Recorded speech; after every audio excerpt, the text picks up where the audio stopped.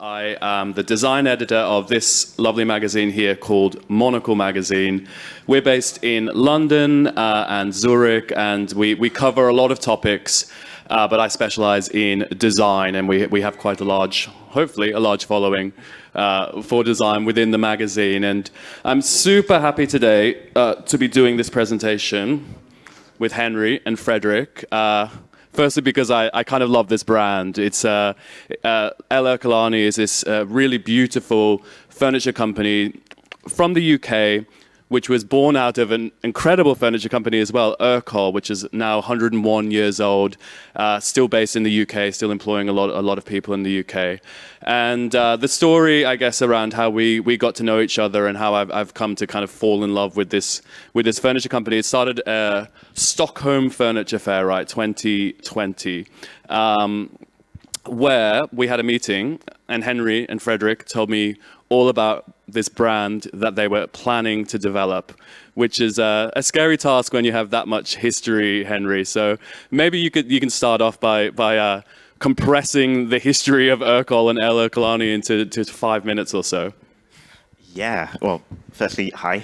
Thanks for having us. It's daunting when you're 100. We started thinking about it when we were 99 years old, and going into your kind of century and working out how do you kind of get to where we wanted to be. And especially over the last year and a half, we've obviously had quite a few difficulties with COVID getting there.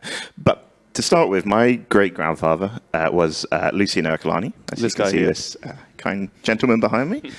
He was Italian and born in 1888 in Italy. And him and his family moved over to England about in 1890. So he really was Italian in many ways, but also was massively kind of centered around English furniture making. And he studied in London and night school for furniture design. And then in 1920, at about 32 years of age, he got together a few investors and started up a company with a couple of hundred people making solid wood, very finely crafted furniture in High Wycombe, which is the traditional furniture making district in Britain. And that was a company that became Ercol Furniture over the coming years. And really, it was very finely wrought, hand-carved, rattan sides. It was very much of its era in the 20s and 30s. And we were, very popular in the UK making furniture there. But our real kind of genesis as a business really happened during the kind of the war years and the war effort that we kind of had. And there was a movement called the utility furniture movement that was really kind of the idea of rebuilding the country and kind of making furniture that was fit for purpose. It was well made, it was affordable, and then it had kind of all the design elements that we now have today, but it had it in its first kind of birth, really. So we had a project to make 100,000 Windsor chairs for about 50 pence each. So it was this crazy project, because when you're doing 100,000 Windsor chairs, you're making 120,000 steam bends for the back bow. So it was all about mass production. How do you, the Windsor chair, which used to be made by one person in a wood and took them a day or two to make a single chair, we were now making thousands a day, with all these new kind of mass production methods that we had kind of pioneered in England at that time. But at the same time, the design was key to him, and we're going to cover this as we get through. But really, he then started kind of working out how to make these beautiful kind of useful furniture into beautiful pieces of modern designs, and really they were very kind of ahead of their time. So I'm meant to be doing the screen as well. Double task. Well, maybe just to bring Frederik in, because he's been in your factory and obviously has been quite inspired. We're sitting on Frederik's beautifully designed reprise chair from L.Ercolani, and I understand you were genuinely inspired by the manufacturing and what you saw there in the factory to go on and actually design and create this. Is that correct? That is correct, yeah. As you know by now, and at least by the title of this talk, I'm part of Norm Architects, and we are a design and architectural studio based in Copenhagen. So we are kind of a multidisciplinary studio, having a department that does architecture, then furniture, and we also do creative direction and photography, which we will probably talk about because it's this brand is kind of a mix of all our different assets in that way.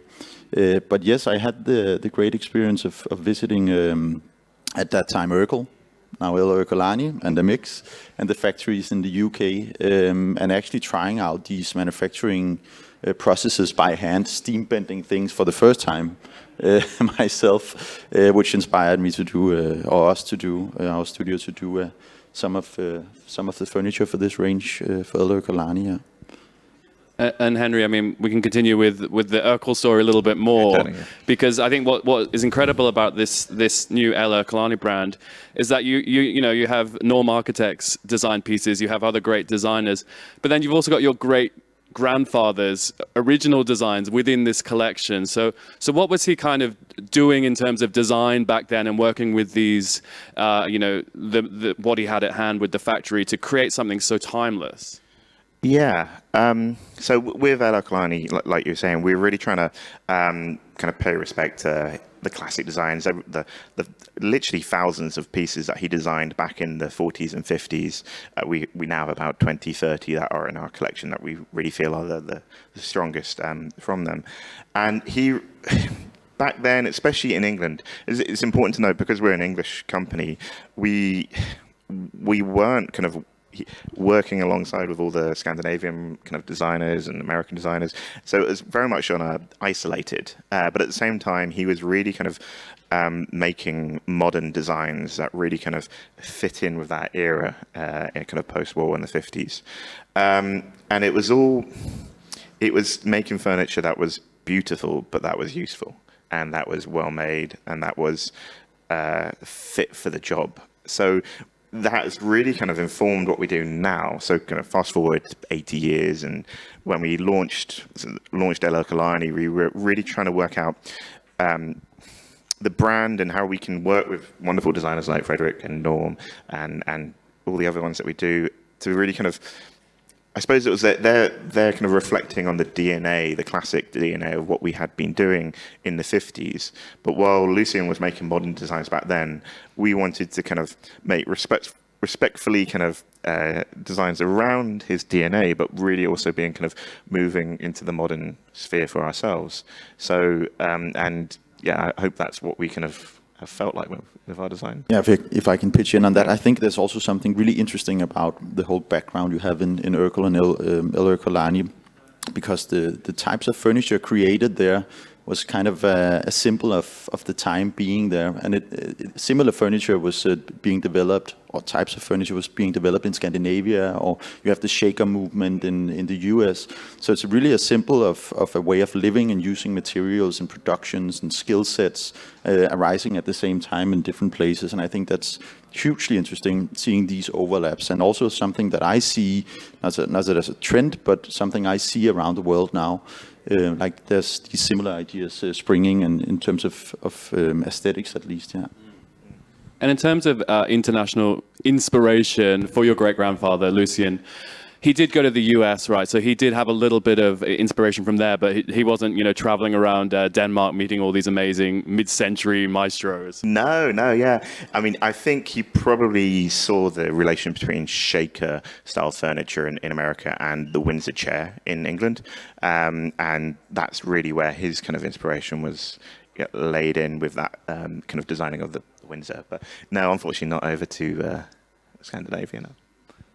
And before we go on to kind of introduce Norm a little bit, maybe just give a bit of a snapshot of what's going to be happening with this rollout for L.Ercolani. Hopefully we'll be seeing it at Salone del Mobile next year. You're entering an international market. I mean, you're already in an international market, but as a brand, this is a birth, right? Yeah, it's a complete birth. I've been working over it the last couple of years. Well, being part of the family and being kind of working out where our new kind of direction is, and it's really kind of, obviously the Ercol brand is very popular in England. It's a very different style to what we do here. Sorry, but with L.Ercolani, it was a conscious approach of being a kind of an international, global design manufacturer. So we have real roots in making the product, but now we're really kind of focusing on the design element and being able to bring out and make a wonderful kind of brand. Yeah, sorry. Brilliant. So maybe we'll flick on through these slides. As you can see, this is what happened in the past and what happens in the present at the space there. Some things have changed and some things kind of remain exactly the same as manufacturing all these years ago. Yeah, and just to quickly note on what we've got here, so the kind of the rebirth, revitalization of our classic designs is really taken in kind of different elements. So right now, this is our modern tones kind of collection of stains that we've been doing, where we've kind of, again, kind of trying to be honest to kind of like the mid-century ideas of the color palette that our art director kind of focused on, but at the same time trying to further away from just being solely an archival company, but really kind of, obviously, as we're just about to talk, working with new designers and really kind of pushing us forwards. So that's really important for me. So Frederik, Henry before mentioned, this idea about it being an international design brand, a global design brand. You're based in Copenhagen, but you're working all around the world, right? You're doing collaborations in Japan, you're Sweden, wherever. You're everywhere. So how do you kind of brand yourself? And is it almost like you don't want to say we're a Danish design company? How do you do it?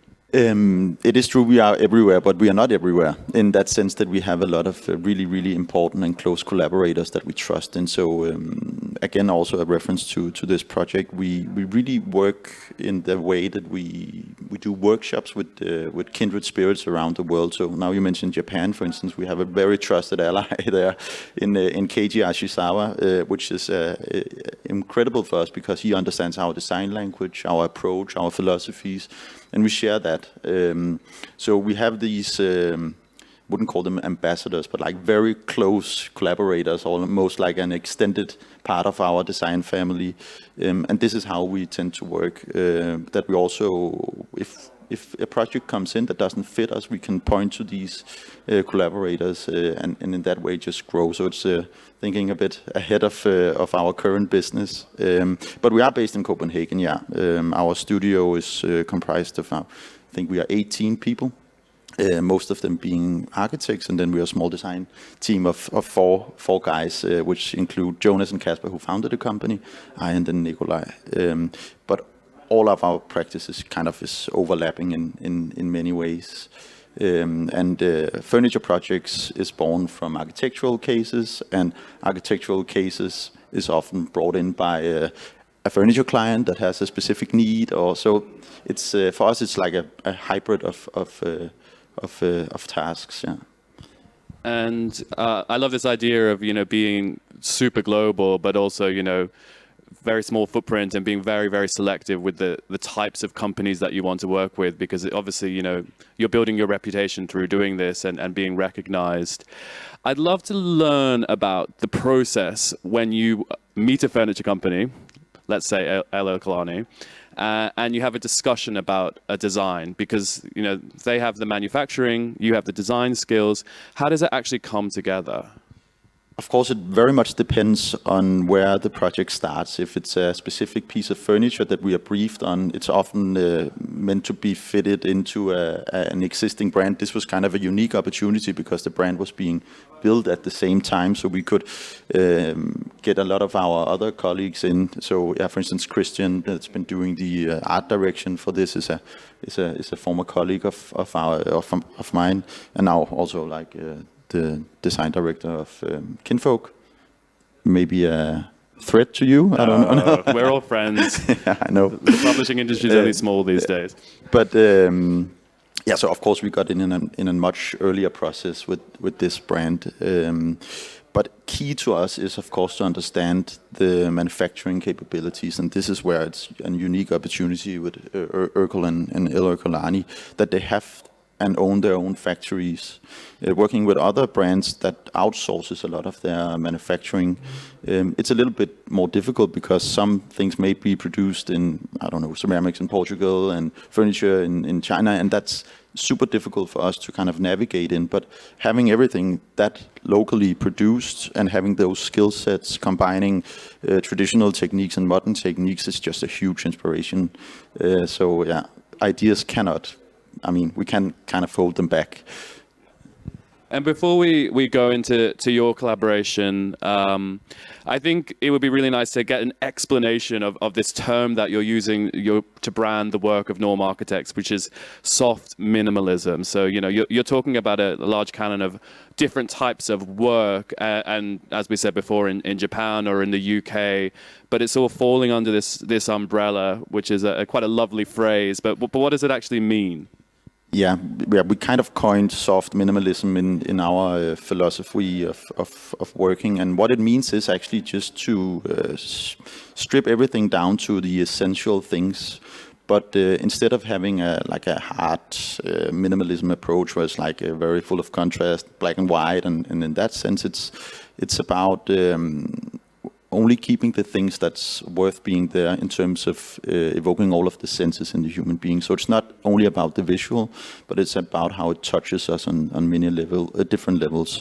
So how it feels, smells, sounds, the tactility, the choosing of materials, how it sounds in the space it's meant to be in. I mean, look at a kitchen, for instance, how it, soft close mechanism in the kitchen, it's normal nowadays, but a few years ago, nobody was thinking about that.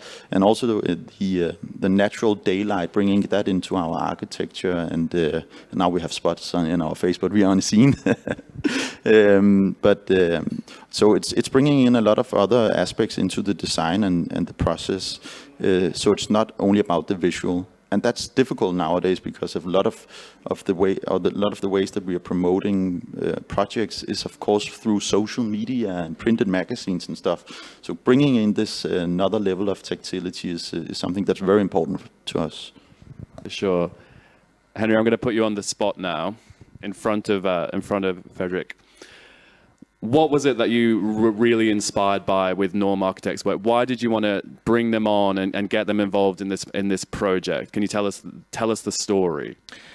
Oh, well, there's two elements. Yeah, I mean, obviously, I've known Norm Architects for a long time because they've been around and they've been such luminaries in the design kind of aspect of furniture. And the simplicity, I found parallels between what we were trying to do and have been trying to do over the last 100 years and what they are doing. And kind of the simplicity of lines, the cleanness, the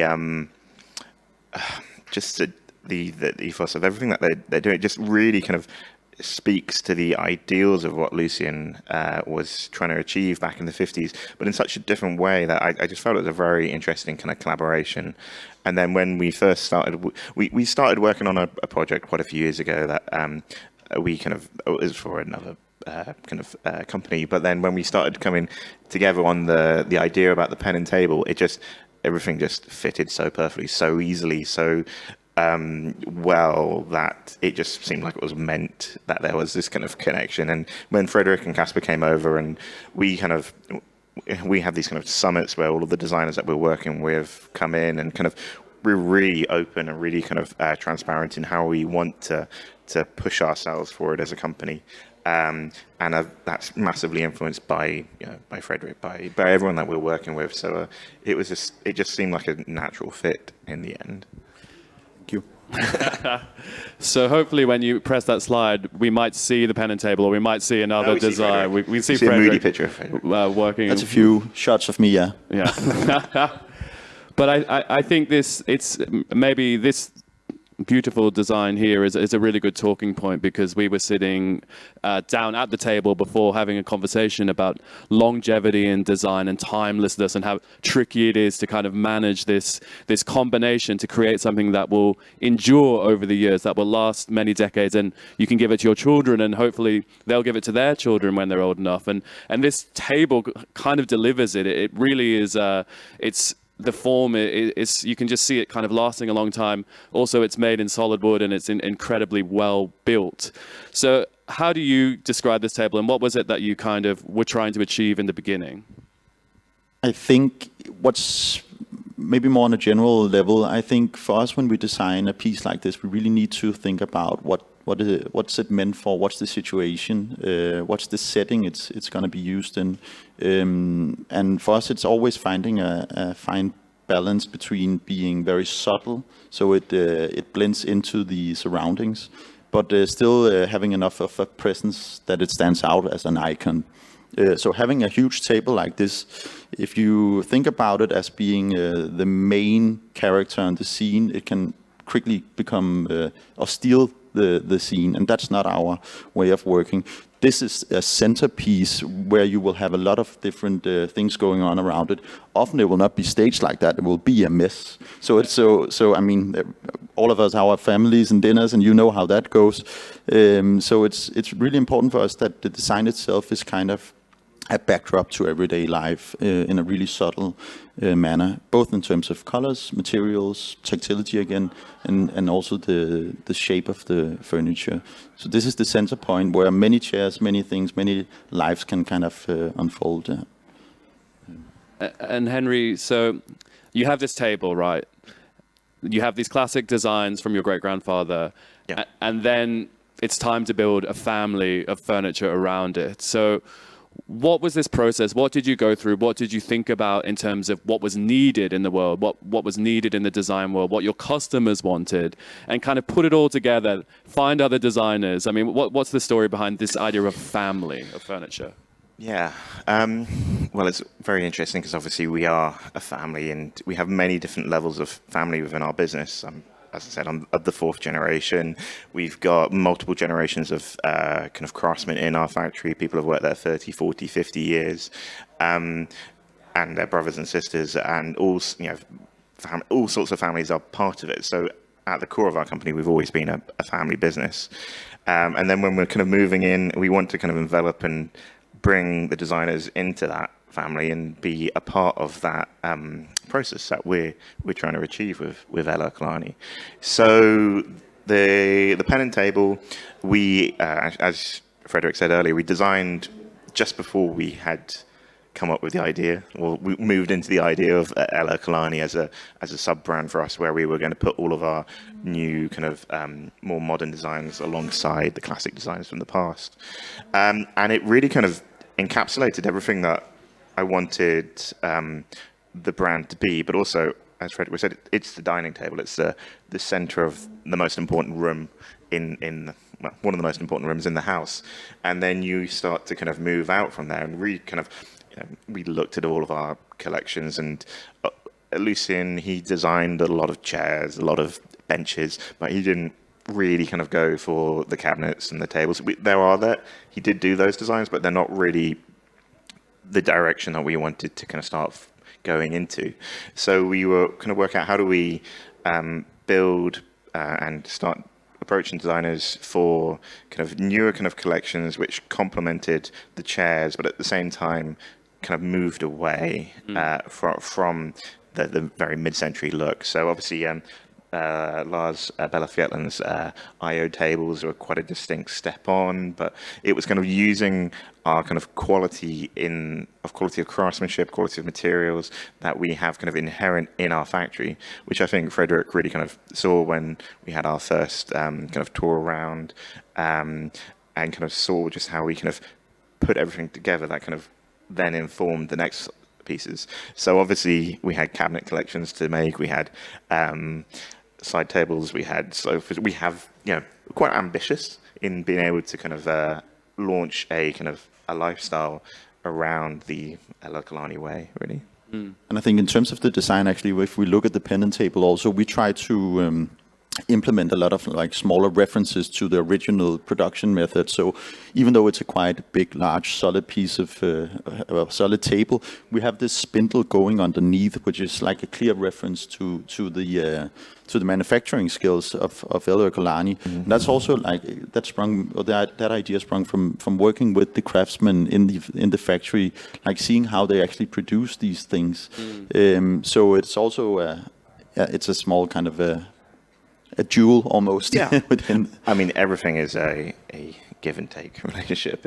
We have this wonderful factory which is just out the back of our office, and it's purpose built. We built it in 2001, and being able to you really get to grips and use that, because I think when you came over for design kind of reviews, we would show you the first prototype on the Monday, we kind of edit it a little bit, and then our team would then make the next prototype in the next 2 days. So it was really kind of being able to have that kind of control, which was so key.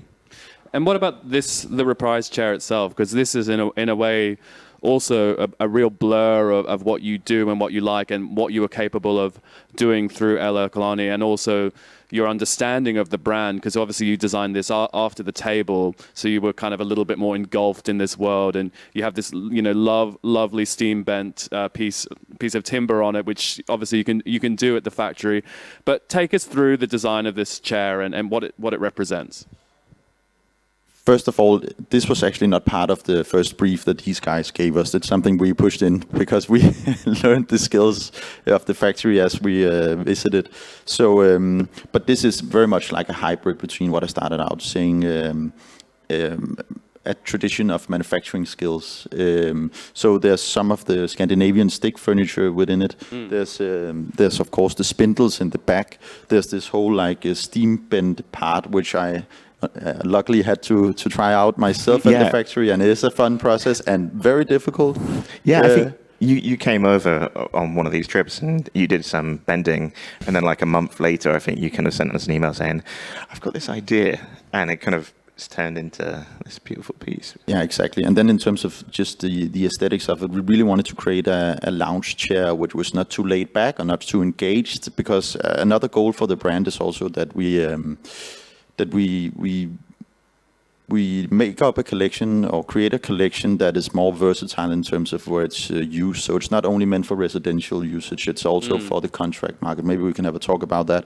But office spaces and more soft lounge pieces, where you need that bridge between, this is not for you to lie down and go through your TV channels, but it's neither a working or task chair. But it's there is a blurring of lines on how we tend to use our office spaces and homes now. So a lot of the pieces we're introducing in the collection needs to kind of merge these worlds. I think that's the way forward. And then we really wanted to create a transparent piece of furniture as well, so it didn't take up a lot of space within the surroundings. Yeah. And maybe this is a good opportunity to talk about the environments where we will find these pieces. I mean, I've been on a bit of a tour of all of these design weeks that are happening. Salone, 3 days of design, London Design Festival. And I think there's a kind of an amazing happiness because we're all back together again doing design related stuff. There's a sense of relief because actually it feels like, we're moving forward in a positive trajectory. But in a way, there's kind of a little bit of a sense of celebration that many furniture companies made it through the pandemic because of the fact that we were all stuck at home. So we were essentially in these environments that we live in, but we spent a lot of time outside of. And suddenly when we were kind of cast into the home and we were there permanently and working from home, suddenly we started to think, oh, well, actually this chair is like incredibly uncomfortable. Why do I have it? Why don't I have a desk at home? Why is my lighting so bad? People really started thinking about the home and spending money on improving the home. And therefore, furniture companies were able to cater to that. So, what was it about the home that you were thinking about? I mean, it was before the pandemic when you were bringing this collection out, but at the same time, it's very much suited to making, the best living environment possible, right? Yeah, I mean, that's a core tenement of our beliefs at Ercol is to make your living environment the nicest as possible. And really, with the idea of L.Ercolani, we really kind of wanted to kind of focus on kind of key parts of the home and really kind of make the most beautiful, well-made furniture that we can that kind of fits in there.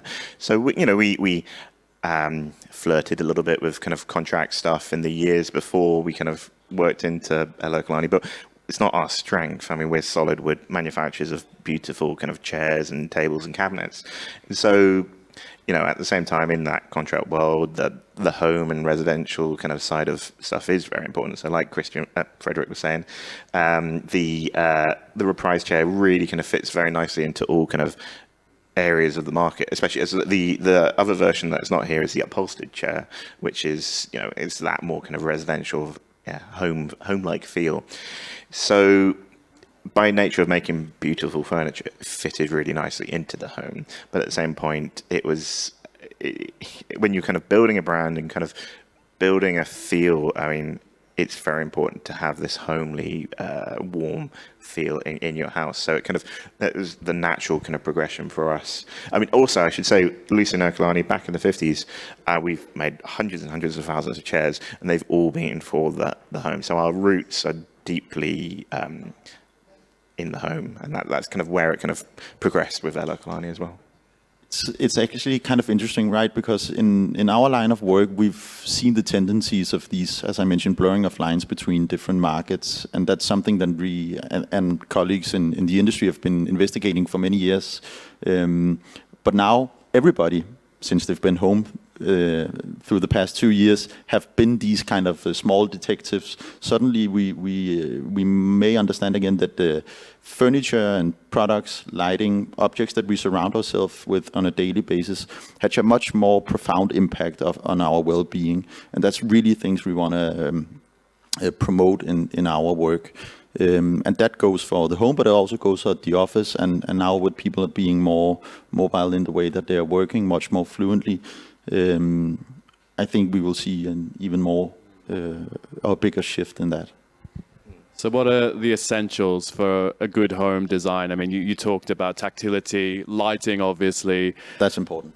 And I think the Danes do it quite well with their interior design. But also at the same time, you do sometimes see design that almost feels a bit too harsh and minimal. And it's like, well, is this cozy? Is this somewhere I want to spend all my time? So for you and for Norm Architects, you know, what are the key ingredients when you're thinking about creating these amazing living environments? Yeah, I think as mentioned, it's really much about evoking all of the senses. But with us being located in Denmark, I think we have very long winters. We are a lot more home than maybe Southern Europeans. So there's a different appreciation for lighting, where natural light is not a given thing all year round. Now we're in Cologne, not far away, but probably people here will appreciate the same things that if you go to Southern Europe. But I think the same principles goes for every human being. It's just a matter of how we implement it in our lives. And Henry, you know, working with timber is not always easy, especially when you're talking about creating warmth and creating coziness. And I think people want cozy homes. They want warmth in the design of these environments. How do you take, you know, this natural material of timber and apply it into furniture that really feels welcoming, that you want to sit down on, you want to spend your time around, and you want to live with? How do you do it? Yeah, so the touch is the first thing. You've both been in the factory, and you can see that we've it's like a silken feel that you will have when you touch the furniture, because we've spent like 8 times sanding and finishing each piece product, and so that's a kind of a key tactile kind of environment. But also the materials that we're using. So with the canvas collection that we haven't actually mentioned, the other kind of collection that we did with Norm Architects, obviously it's got the fabric fronts, which are having other materials incorporated in the furniture is really kind of giving us a bit more of a materiality. Using the walnut, obviously we have ash and walnut, and being able to kind of have kind of different colors, but also you can see the new color stains that we were doing, kind of just adding kind of slight, not pops, but like slight kind of swells of warmth and color that kind of build out in various kind of, put in the whole sphere of when you have the right lighting, the right kind of carpets or rugs. It just kind of gets that kind of warmth in there. I think it's super interesting that you mentioned the touch, because we also work, as you mentioned, Nolan, with another brand in Japan, and they have a phrase which is high tech, high touch, which really applies to your company as well, because it's about keeping up with the manufacturing skills you have at the factory, always having the newest skill set and machines and everything, but remembering that there's a human touch to it, that it is a tactile experience being in a piece of furniture or in a space in general. Yeah, so I've multiple times I've said high tech, high craft, because the amount You should meet them then. yeah, I should. Because the amount of the technology that you put in the first part of the machining process is key to then be able to give you the space to have the craftsman who's been working for 50 years kind of put together the chair in the way that you'll get the perfect product out of it. And maybe we should do a little bit of promotion for your brand, because you're talking about color now, and you're launching these pieces and classic pieces that Lucian designed in a different range of colors. And color is a very tricky thing to get right, especially when we're talking about staining timbers and varnish and everything. So what are these poppy, beautiful colors that you're working with, and how are you applying them to these classic designs? Yeah, so this year we really kind of launched a new color palette. We called it Modern Tones, which was curated by Christian Moller Anderson, who's our art director, also the art director of Kinfolk Magazine, who's really been, outside of Norm Architects, he's really been the other kind of instrumental force for us in kind of building the brand over the last couple of years. And we were kind of thinking, we used to have paints, but stains really kind of give a much more sophisticated look. You're able to see the grain. You can fully understand that it's a solid piece of ash that was a tree that was cut down, that was manufactured in our factory. That kind of really, it gave more life and more history and heritage to the piece. But then with the tones, so we had a vintage red, an ochre, a warm grey, an off-white. We were trying to looking at kind of modernist colours from the 50s. So we also had an original stain, which we were trying to, we were talking about the vintage furniture market for Ercol. There's thousands and thousands of pieces onto eBay in kind of dark stains. And there is, while it's not the complete L.Ercolani customer, there's still that demand. So we kind of had that in the collection as well, like an original stain.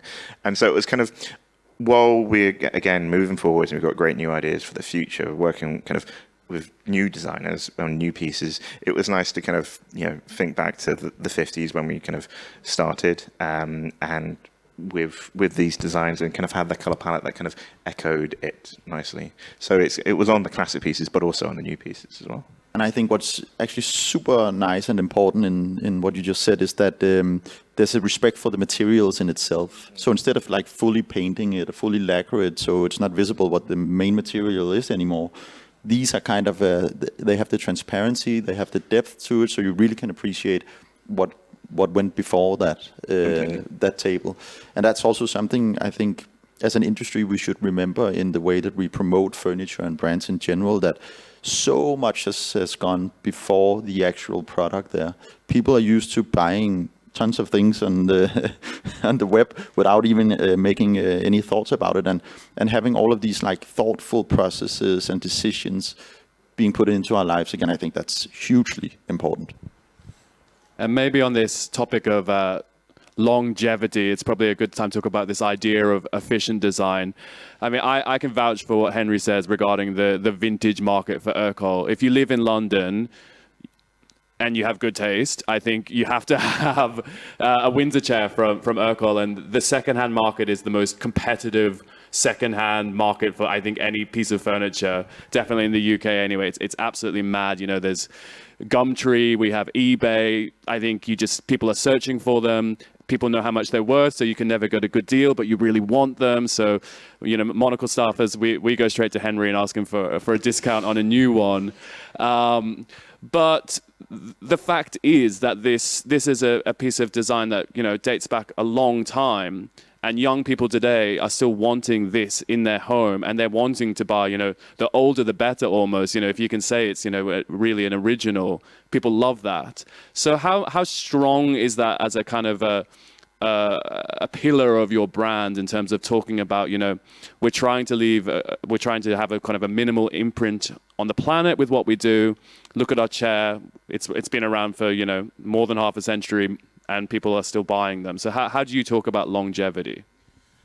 Yeah, really. So those 100,000 chairs I talked about in the 40s, they are still. We made them for 50 pence each. They're still in many houses and flats around the country now, 80 years later, and that was really kind of before we kind of moved into the the high level of craft that we then kind of made in the following years.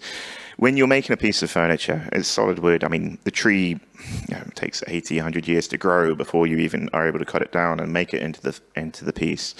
And it just, the construction methods that we had on, say, the Windsor chair, which we now call the utility chair in L.Ercolani, it was really, there is no reason for it to break because it's the wedge and tenon construction of making a Windsor chair. So the seat sits on the legs, and unless the wood will just fall apart, then it will just always be there. So being able to have products that are made out of solid wood, that there's no metal or screws in a lot of the pieces, it will just mean that they'll always be there. So when I was looking at the pen and table earlier, I was like, well, this pen and table, it's going to be about, over 100 years old. If I wonder what's going to happen with that. And so as a family, it's very interesting because obviously I've got all my great-grandfather's pieces, his prototypes that he made back in the 40s and 50s. And I mean, they're still as good as new. And it's kind of, when will it ever go? Like, when will it just break? So it just seems eternal sometimes. And Frederik, you're in a fortunate position from working very hard and building up your brand to be able to be a little bit selective with the furniture manufacturers that you want to work with. These have to be brands that reflect what you believe in. So what do you think about, I guess, in terms of sustainability, in terms of manufacturing and local manufacturing? What are the initial conversations that you have with companies about, are they doing the right thing? Oh, that's actually a difficult question because there's so many ways to approach that. Of course, we are selective in the colleagues we choose to work with or the collaborations we enter. But it doesn't necessarily have to be with an established brand as Ercol. It can also be a startup company. If they have the right philosophy and mentality behind it, we are always open. It's not we're not in that way any. Or we won't decline any kind of offers in that way. We'll always enter with an open mind. But I think in this collaboration, it's so interesting that these pieces produced back in the days have kind of reached an iconic level. So you can see there is a backbone in the company. There's something that speaks to all generations somehow, right? I mean, as you mentioned, you want to buy these pieces on the vintage market, and that suddenly just says, okay, this is an iconic piece. Maybe it's not trend-driven, it's not fashion. Maybe it goes up and down, but it's kind of showed its worth in many ways. And building on top of that is something that I cherish at least a lot. Yeah. But selecting the brands we are working with, I don't have one answer to that at all. And Henry, what's your kind of pitch when you are talking about sustainability with the company? Yeah. So we look at the way that we've been, as I kind of termed it here, efficient design. And there's kind of different elements. Obviously, we look at how do we produce pieces, how we make sure that we have the least amount of waste as possible. What waste we have, we then will use in our biomass boiler and kind of use to heat up our factory. But when we're talking with the designers, we're working on what is the most efficient way to design a piece that we can then machine it and assemble it with the least amount of waste as possible. So there's lots of routes that we've kind of looked into to try and, you want to buy in a plank of timber that is effectively exactly the same size as the chair that you're going to manufacture. So there's that element. We are always trying to be as responsible as possible, trying to source from FSC forests, trying to get all our timber comes from southern Europe, in the European regions. So we're also striving to get as many kind of certificates as possible. We're not there yet, but obviously being our company strategy now is aspiring for a sustainable future. It has to be obviously on everyone's mind. So everything we are trying to do, also the nice, as I mentioned earlier, the nature of making solid wood furniture, you make a table, it's going to last a very long time. So there's that kind of efficiency, like that, and sustainability process there too. Sure. We're going to wrap it up soon, I think. I've heard that it's a notoriously tough crowd in Germany to get people to ask questions. But if anyone has any burning questions, we're all ears. Otherwise, you know where to find us. Exactly. Yeah. So maybe I think it would just be really nice to finish on this kind of idea of local manufacturing, and I think it's something that inspires you, right? Where you can be a designer, you can walk into a factory of the brand that you're working for, see how everything's made, learn about where the materials are from. I mean, how important is it now when we're kind of moving out of the pandemic to really be thinking about the provenance of everything that we buy?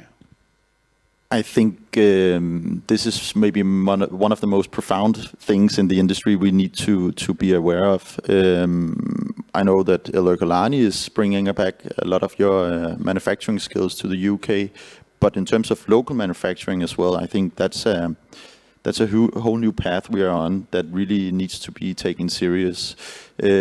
Also because our customer clients and in the market will demand these things of us, not as designers only, but also from the brands itself. You can see it in a lot of other markets that we want to know the full circle of products. We want to know where it's born, what's the materials, are they sustainably made, is it under the right kind of circumstances, and I think if brands doesn't follow these demands from their customers, you will quickly lose on that point. Yeah.